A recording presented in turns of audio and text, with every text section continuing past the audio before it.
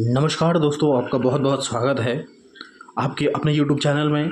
ये आपका Uttarakhand TET 2015 CDP के क्वेश्चन है। इसमें बाल विकास एवं शिक्षण शास्त्र के 30 महत्वपूर्ण प्रश्न हैं। तो चलिए देखते हैं आपका जो है 2015 का पेपर कैसा था। रचनावाद में बच्चे सीखने की प्रक्रिया में निष्क्रिय रूप से भाग लेते हैं। शिक्षा शिक्षक केंद्रित है, शिक्षा बाल केंद्रित है, या फिर शिक्षा व्यवहारवादी है। जो आपका रचनावाद होता है उसमें आपकी शिक्षा किस प्रकार की होती है ये आपसे पूछा गया है। तो जहाँ पे भी आपका निष्क्रिय हो जाएगा कि चाहे बच्चा निष्क्रिय है या फिर आपका शिक्षक निष्क्रिय है, वह दोनों ही क्या होते हैं, आपके गलत होते हैं। ठीक है। शिक्षा शिक्षक केंद्रित है, शिक्षक केंद्रित भी जहाँ पे भी आ जाएगा ये आपका गलत होगा। शिक्षा बाल केंद्रित होती है, बिल्कुल सही। सी ऑप्शन आपका सही आंसर हो जाएगा कि जो रचनावाद होता है इसे हम इंग्लिश में बोलते हैं आपका कंस्ट्रक्टिविज्म।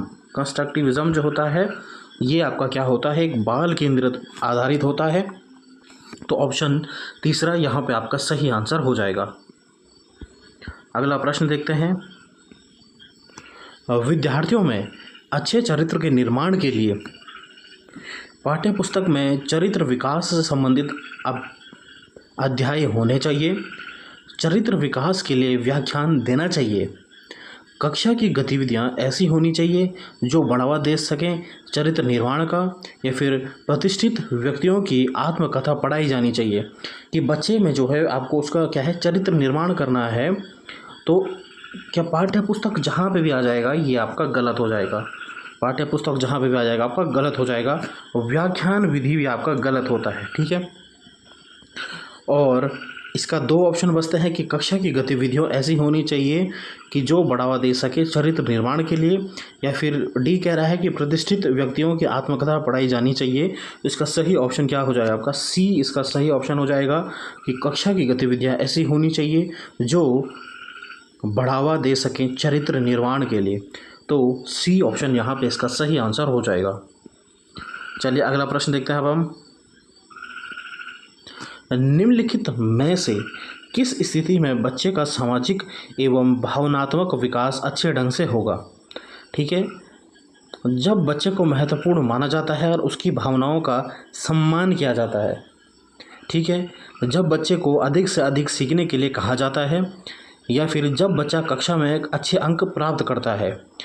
डी कह रहा है कि जब बच्चे को उसके बौद्धिक स्तर के अनुसार पढ़ाया जाता है। सी ऑप्शन जहाँ पे भी अंक आ जाएगा ना ये आपका गलत होता है। अंक के लिए पढ़ाना बच्चे को, ठीक है, अच्छे रिजल्ट के लिए पढ़ाना बच्चे को, ये आपका गलत होता है। दूसरा कह रहा है कि जब बच्चे को अधिक से अधिक सीखने के लिए कहा जाए, ये भी नहीं होगा। ठीक है। इसका सही आंसर हो जाएगा कि सामाजिक एवं भावनात्मक विकास जो होगा कैसा होगा कि जब बच्चे को महत्वपूर्ण माना जाता है और उसकी भावनाओं का सम्मान किया जाता है। ए ऑप्शन यहाँ पे इसका सही आंसर हो जाएगा। अगला प्रश्न देखते हैं अब हम। निम्नलिखित में से कौन सी स्थिति रचनात्मकता के विकास में मदद करेगी। जब सीमित हो जाए सीखने के अवसर, जब बच्चों से उत्तर सीखने के लिए कहा जाए, जब किसी समस्या का समाधान छात्र को बताया जाए, या फिर जब बच्चे को स्वयं सीखने का अवसर दिया जाए, स्वयं सीखने का अवसर दिया जाए बच्चे को। ठीक है। तो रचनावाद कहाँ पे हो जाएगा, यहाँ पे आपका कह रहा है डी ऑप्शन की बच्चे जो है स्वयं को जो है उनको क्या है, सीखने का अवसर दिया जाना चाहिए। डी ऑप्शन ही आपका सही आंसर हो जाएगा। अगला प्रश्न देखते हैं अब हम। गतिविधि आधारित शिक्षण पर जोर दिया जाता है। सभी छात्रों की सक्रिय भागीदारी, या फिर निर्देश समय में गतिविधि पूरा करना, या फिर जो आपको निर्देश दिया है उस निर्देश समय आपका, यानी जिस टाइम पे आपको कार्य दिया गया उसी टाइम पे आपको कार्य पूरा करना है। खेलने पे या फिर अनुशासित वर्ग पे गतिविधि आधारित शिक्षण पर जोर किस प्रकार दिया जा सकता है आपसे पूछा गया है। तो गतिविधि तभी होगी जब आप क्या है अपने ग्रुप सर्कल में होंगे। ठीक है। सभी छात्र यानी सक्रिय भागीदारी के रूप में होंगे। तो इसका ए ऑप्शन आपका सही आंसर हो जाएगा। अगला प्रश्न कह रहा है कि बच्चों को पढ़ाना है तो बच्चों से सीखो संकेत करता है शिक्षक केंद्रित शिक्षा, बाल केंद्रित, मूल्यांकन केंद्रित, या फिर परीक्षा केंद्रित। ठीक है। कि बच्चों को पढ़ाना है तो बच्चों से सीखो, तो यह क्या है, इससे आपको पता लग रहा है कि बच्चों को हमें क्या है पढ़ाना है, तो यानी बाल केंद्रित होनी चाहिए आपकी शिक्षा। बी ऑप्शन है आपका सही आंसर हो जाएगा। अगला प्रश्न देखते हैं हम। उच्च प्राथमिक स्तर पर इसकी आवश्यकता है शैक्षणिक और करियर मार्गदर्शन की, शैक्षणिक करियर और व्यक्तिगत मार्गदर्शन की, केवल करियर मार्गदर्शन या फिर केवल शैक्षणिक मार्गदर्शन। तो इसमें दो ऑप्शन तो आपको मैंने बताया था कि जहाँ पे भी केवल यानी ओनली आ जाएगा तो ये आपके दोनों क्या हो जाएंगे, गलत ऑप्शन हो जाएंगे। केवल जहाँ पे आ जाएगा आपका गलत हो जाएगा। बचे आपके दो ऑप्शन, तो इसमें शैक्षणिक करियर है और बी कह रहा है कि शैक्षणिक करियर और व्यक्तिगत मार्गदर्शन भी देना है मुझसे। बिल्कुल बी ऑप्शन ही आपका सही हो जाएगा कि व्यक्तिगत का ध्यान भी रखना है। व्यक्तिगत या ना, व्यक्तिगत का मतलब क्या होता है आपका कि जैसे हर बच्चा क्या होता है, उसकी अलग अलग जो होती है उसकी कैपेबिलिटी होती है, ठीक है, अलग अलग प्रकार से वो काम करता है। तो क्या है, व्यक्तिगत भिन्नताएं होती हैं, उसको भी एक शिक्षक को क्या है ध्यान में रखना पड़ता है। अगला प्रश्न देखते हैं अब हम। 8वां प्रश्न आपका कह रहा है कि बच्चों में नैतिक मूल्यों का विकास करने का सबसे अच्छा तरीका कौन सा होगा? कि सुबह की सभा में नैतिक व्याख्यान देना।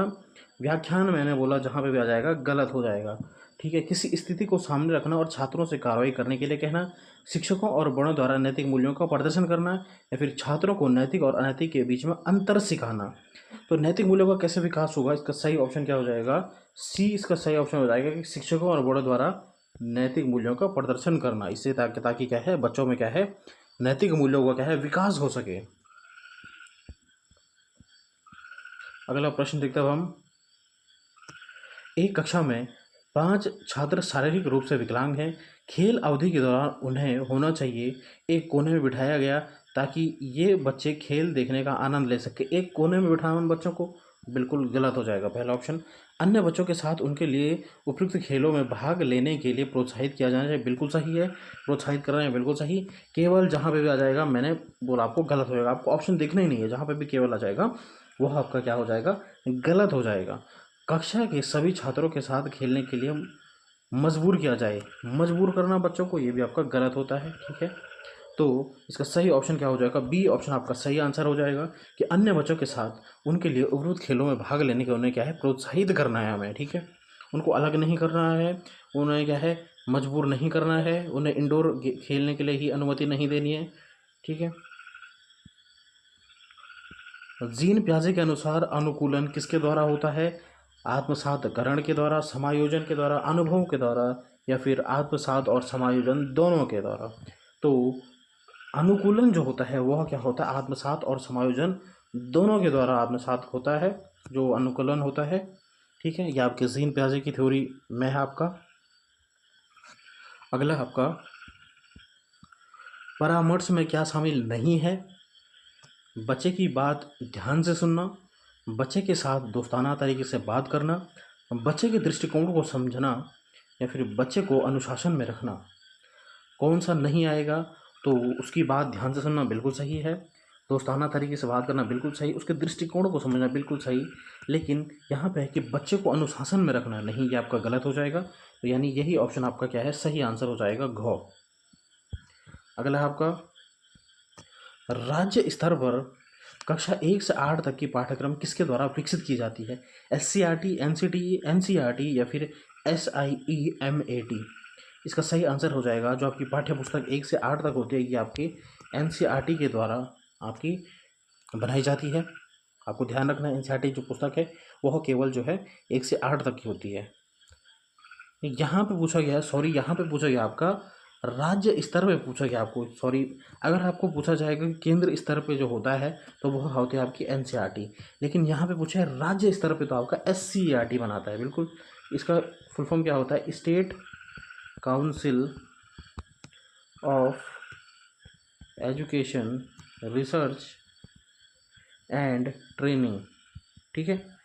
State council of education research and training, ये आपका राज्य स्तर पे 1 से 8 तक की पुस्तकें बनाता है।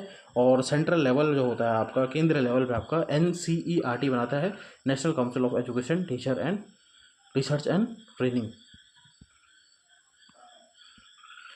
मध्याह्न भोजन के दौरान उच्च जाति के छात्र निचली जाति के छात्रों के साथ पंक्ति में भोजन करने से इनकार करते हैं, आप क्या करेंगे ऐसे में? आप उनके लिए अलग से बैठने की व्यवस्था करने के लिए सहमत होंगे, आप उच्च अधिकारी से दिशा निर्देश मांगेंगे, या फिर आप विद्यार्थियों को एक साथ बैठकर भोजन करने के लिए मनाएंगे, या फिर आप स्कूल में मध्याह्न भोजन पकाना बंद कर देंगे? ठीक है, यहाँ पे आपका कास्ट पे जो है ये प्रश्न है। तो क्या करेंगे आप, क्या है उन्हें, मतलब जो उच्च जाति है और जो निचली जाति है उनको क्या है अलग अलग बैठाने की व्यवस्था करेंगे। बिल्कुल गलत, ऐसा नहीं करना है आपको। आप उच्च जाति आधार निर्देश मांगेंगे नहीं, इसका सही आंसर हो, आप उन्हें क्या है समझाएंगे। बिल्कुल सी ऑप्शन आपका सही आंसर हो जाएगा। अगला प्रश्न है कि मोनिका विज्ञान में अच्छी उपलब्धि हासिल करने वाली है लेकिन गणित में कमज़ोर है। सबसे संभावित कारण क्या है कि मोनिका जो है वो क्या है गणित में कमज़ोर है। लड़कियां आमतौर पर गणित में कमज़ोर होती हैं, आपका ये मानना है, बिल्कुल गलत हो जाएगा ये। मोनिका के माता पिता अशिक्षित हैं, माता पिता का कोई रोल नहीं है। गणित शिक्षा प्रभावी नहीं है, या फिर गणित एक कठिन विषय है। गणित एक कठिन विषय है ऐसा नहीं हो सकता है। ठीक है, अगर गणित को हम समझाएंगे तो गणित भी क्या है एक अच्छा विषय है। तो इसका हो जाएगा सी ऑप्शन यहाँ पे सही आंसर हो जाएगा कि गणित शिक्षण प्रभावी नहीं है। यानी जो टीचर पढ़ा रहा है, कमी किसमें है, टीचर में है, टीचर की पढ़ाने की टेक्निक में है।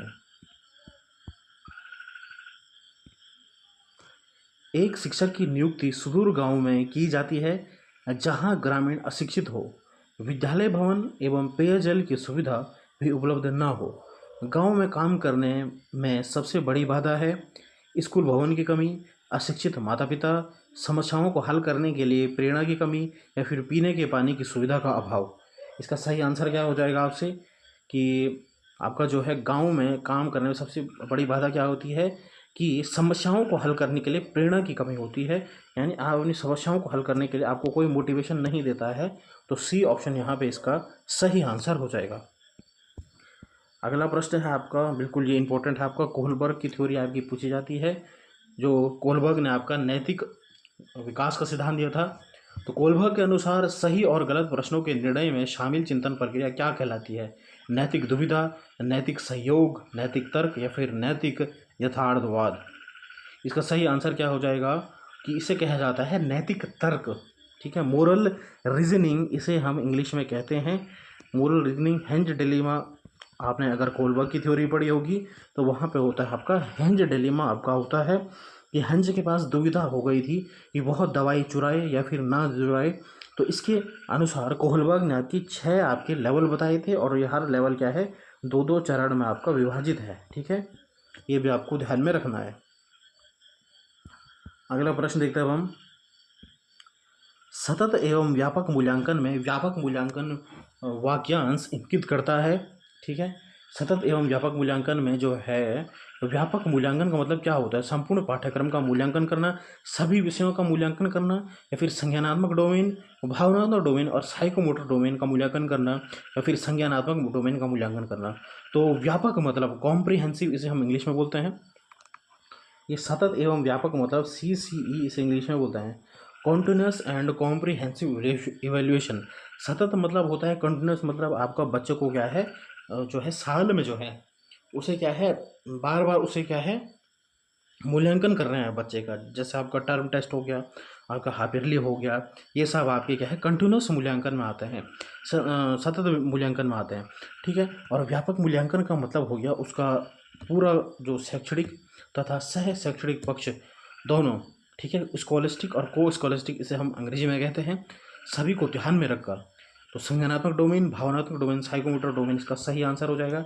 संज्ञान मतलब दिमाग से रिलेटेड, भाव मतलब इमोशनल, और साइकोमोटर यानी उसकी जो फिजिकल एक्टिविटी होती है, उन सब आपका जो है व्यापक मूल्यांकन में आता है। तो इसका सही आंसर सी ऑप्शन है। अगला प्रश्न आपका कि गणित की कक्षा में एक छात्र द्वारा सीखी गई अवधारणा का उपयोग उसके द्वारा भूगोल की कक्षा में किया जाता है। यह इसका एक उदाहरण है। सकारात्मक स्थानांतरण यानी पॉजिटिव ट्रांसफर, या फिर नकारात्मक नेगेटिव ट्रांसफर, शून्य या फिर जीरो स्थानांतरण, या फिर इनमें से कोई नहीं। तो ये क्या हो जाएगा, पॉजिटिव ट्रांसफर इसका है। यानी बच्चे ने जो पिछली चीज़ सीखी वह उसके आगे काम भी आ रही है, उसे हम क्या बोलते हैं पॉजिटिव ट्रांसफर या फिर सकारात्मक स्थानांतरण इसे हम कहते हैं। तो ए ऑप्शन आपका सही आंसर हो जाएगा। अगला प्रश्न देखते हैं अब हम। किशोरों के संबंध में निम्नलिखित में से कौन सा कथन सबसे उपयुक्त है? सोच ठोस कार्यों में प्रतिबिंबित होने लगती है, बुद्धि भागफल में अचानक वृद्धि होती है, या फिर भावनात्मक उथल पुथल की घटनाओं में वृद्धि होती है, या फिर पढ़ाई के प्रति लापरवाही स्वभाव होता है। किशोरों के संबंध में कौन सा कथन आपका सही है कि सोच ठोस कार्य में प्रतिबंधित होती है? नहीं। बुद्धि भागफल में अचानक वृद्धि होती है? नहीं। भावनात्मक उथल पुथल घटनाओं में वृद्धि होती है, यानी उनका क्या है, इमोशनल डेवलपमेंट होने लग जाता है। जो आपका किशोरावस्था होती है, 13 की अवस्था होती है, ठीक है, इसे आपका जो है स्ट्रेस और स्ट्रॉन्ग की अवस्था भी कहते हैं, बिल्कुल, तूफान और संवेग की अवस्था इसे हम कहते हैं, ठीक है। यहाँ पे बच्चे जो है उसमें हार्मोनल चेंजेस आते हैं, भावनात्मक इमोशनल चेंज भी आते हैं। तो इसका सही आंसर सी ऑप्शन आपका सही आंसर हो जाएगा यहाँ पे। अगला प्रश्न देखते हैं अब हम। व्यक्तित्व के विकास में महत्वपूर्ण भूमिका निभाता है आनुवांशिकता और पर्यावरण का मिश्रण, परीक्षा की संख्या, आनुवांशिकता या फिर पर्यावरण? इसका सही आंसर हो जाएगा जो व्यक्तित्व होता है, जो पर्सनैलिटी होती है किसी भी इंसान की, वह क्या होती है, आनुवांशिकता और पर्यावरण दोनों का मिश्रण होती है। यानी इसे हम बोलते हैं आपका environment and heredity, heredity and environment, ठीक है। इंग्लिश में ये होता है, एच से मतलब हेरिडिटी, ई से मतलब इन्वायरमेंट। हेरिडिटी और इन्वायरमेंट का मेल होता है आपका व्यक्तित्व। अगला प्रश्न देखते हैं हम। एक शिक्षक का प्रमुख उत्तरदायित्व है कि सख्त अनुशासन बनाए रखना, बिल्कुल गलत। सख्त अनुशासन नहीं, छात्रों को विभिन्न सीखने की शैलियों के अनुसार सीखने के अवसर प्रदान करना, ठीक है। या फिर पाठ योजना तैयार करें और उसके अनुसार पढ़ाएं, या फिर यथासंभव अधिक गतिविधियां आयोजित करें। इसका सही आंसर क्या होगा आपसे? तो इसका सही आंसर होगा बी ऑप्शन आपका सही आंसर हो जाएगा कि छात्रों को विभिन्न सीखने की शैलियों के अनुसार सीखने के अवसर प्रदान करना, यानी बी ऑप्शन आपका सही आंसर हो जाएगा। अगला प्रश्न देखते हैं अब हम। विचार न केवल भाषा को निर्धारित करता है बल्कि उससे पहले भी करता है। तो कि यह किसके द्वारा, सॉरी यहाँ पे जो है मिस्टेक और की है कि विचार न केवल भाषा को निर्धारित करता है बल्कि उससे द्वारा प्रस्तुत एक विचार भी करता है। यह विचार न केवल भाषा को निर्धारित करता है, यहाँ पे हो जाएगा जो विचार और भाषा के बीच में आपका जो संबंध है वह आपसे पूछा गया है कि सबसे पहले आपका विचार आता है फिर भाषा आती है। ये आपका कहा गया है कि सबसे पहले विचार आता है फिर भाषा आती है। आप अगर इस कथन को ना भी देखें, ये कथन अगर क्वेश्चन में कैंसिल भी कर दूँ, तो आपका स्टेटमेंट अगर होता है कि सबसे पहले विचार आता है और फिर भाषा सीखता है बच्चा, कि बच्चे के दिमाग में सबसे पहले क्या आता है, विचार आता है, फिर वह क्या है, भाषा को सीखता है। तो यह कथन किसका है? यह कथन है आपका जीन प्याजे का। ये प्याजे हो जाएगा यहाँ पे। तो सी ऑप्शन आपका सही आंसर हो जाएगा कि प्याजे ने कहा था कि बच्चे में क्या सबसे पहले विचार आते हैं फिर क्या है, वह भाषा सीखता है। अगला प्रश्न है, कक्षा में प्रभावी अनुशासन बनाए रखने के लिए शिक्षक को क्या करना चाहिए? छात्रों को वह करने की अनुमति दें जो वे पसंद करते हैं, या फिर छात्रों के साथ सख्ती से पेश आएँ? सख्ती गलत हो जाएगा। छात्रों को हल करने के लिए कुछ समस्या दें, ठीक है। यानी अनुशासन बनाने के लिए एक शिक्षक को क्या करना चाहिए, तो जो उनको पसंद है वो करना नहीं, ये भी गलत हो। इससे क्या हो जाएगा, बच्चे शोर करेंगे, ऐसा नहीं है। छात्रों को हल करने के लिए कुछ समस्या दे देंगे कुछ समय तक के लिए, इससे अनुशासन क्या है, मेंटेन होगा, बनाए रखेगा आपकी कक्षा में। तो इसका सही आंसर सी ऑप्शन आपका सही आंसर हो जाएगा। अगला प्रश्न है, यदि आपको किसी दृष्टिबाधित छात्रों के साथ पढ़ाने का अवसर मिले, दृष्टिबाधित छात्र को सामान्य छात्रों के साथ पढ़ाने का अवसर मिले, तो आप कक्षा में उसके साथ किस प्रकार का व्यवहार करना चाहेंगे, ठीक है। अतिरिक्त ध्यान नहीं देना क्योंकि बहुमत को नुकसान हो सकता है, यानी उस बच्चे पर आप ध्यान नहीं देंगे। तो ये तो आपका गलत हो जाएगा, पहला ऑप्शन तो आपका गलत है कि जो दृष्टिबाधित बच्चा है उस पर आप ध्यान नहीं देंगे, गलत हो जाएगा। कक्षा में उसकी सहानुभूतिपूर्वक देखभाल करेंगे, ठीक है, सहानुभूतिपूर्वक देखभाल करेंगे। आप सोचेंगे कि अंधापन उसकी नियति है और इसलिए आप कुछ नहीं कर सकते, ये तो आपका गलत ही हो जाएगा। आगे की पंक्ति में एक सीट की व्यवस्था करें और उसके लिए सुविधाजनक गति से पढ़ाने का प्रयास करें। तो दूसरा ऑप्शन से आपका जो है सहानुभूति भी आपका गलत होता है। इस कंडीशन में जब आपका जो है कोई बच्चा अगर विकलांग है तो आप उससे सहानुभूति दिखा रहे हो, तो ये भी आपका गलत माना जाता है। तो इसका सही आंसर क्या हो जाएगा कि आगे की पंक्ति में आप उस बच्चे को बैठाएंगे और उसके लिए क्या है, सुविधाजनक गतिविधि से पढ़ाने का आप प्रयास करेंगे।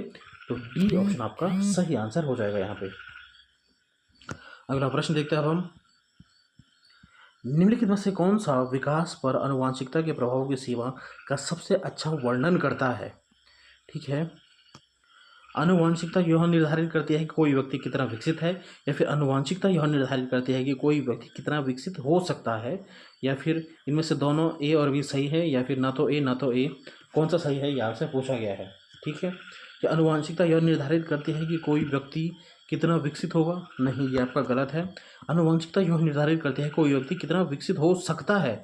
बिल्कुल दोनों स्टेटमेंट आपके जो है एक जैसे हैं, लेकिन यहाँ पे ये कितना विकसित हो सकता है ये निर्भर नहीं करता है, लेकिन कितना विकसित हो सकता है, व्यक्ति जो है कितना विकसित होगा नहीं, व्यक्ति कितना विकसित होगा ये निर्भर नहीं करता है, व्यक्ति कितना विकसित हो सकता है यानी अनुमान लगाया जा सकता है, कितना विकसित हो सकता है इस पर निर्भर करता है। बिल्कुल बी ऑप्शन ही यहाँ पे सही होगा, ए आपका गलत हो जाएगा। अधिकतम सुदृढ़ीकरण प्रभाव के लिए एक निश्चित पुरस्कार दिया जाना चाहिए। प्रक्रिया पर तुरंत लागू किया जाएगा, प्रक्रिया से तुरंत पहले लागू किया जाएगा, प्रक्रिया के साथ साथ लागू किया जाएगा, या फिर पर्याप्त देरी के बाद ही प्रतिक्रिया का पालन करें। ठीक है, इसका सही आंसर क्या हो जाएगा कि अधिगम सुदृढ़ीकरण प्रभाव के लिए एक निश्चित पुरस्कार दिया जाना चाहिए। कब दिया जाना चाहिए, मतलब पुरस्कार कब देना जाना चाहिए, इससे क्या है तुरंत ही देना चाहिए। जैसे बच्चे ने कुछ अच्छा काम किया तो आप क्या है उसे क्या है प्रतिक्रिया के तुरंत बाद ही आप उसे क्या है एक निश्चित पुरस्कार देंगे, इससे बच्चे का क्या है मोटिवेशन बना रहेगा।